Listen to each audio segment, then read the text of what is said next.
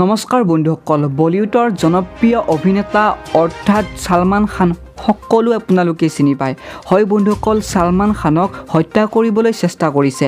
ইতিমধ্যে আপোনালোকে দেখিবলৈ পাইছিলে যে সিদ্ধু ছাৰক কেইদিনমান আগতে কেইজনমান হত্যাকাৰীয়ে হত্যা কৰিছিল আৰু তাৰ ফলত সিদ্ধু ছাৰৰ মৃত্যু হৈছিল। লগতে সেই হত্যাকাৰীজনে পুনৰ সালমান খানক হত্যা কৰিবলৈ চেষ্টা কৰিছে আৰু এই ঘটনাটো হৈছে সালমান খানৰ বাসগৃহৰ ওচৰতে। লগতে সালমান খানৰ অধিক সিকিউৰিটি বঢ়াই দিয়াৰ বাবে হত্যাকাৰীজনে ভয়তে পলাই গুচি গ'ল।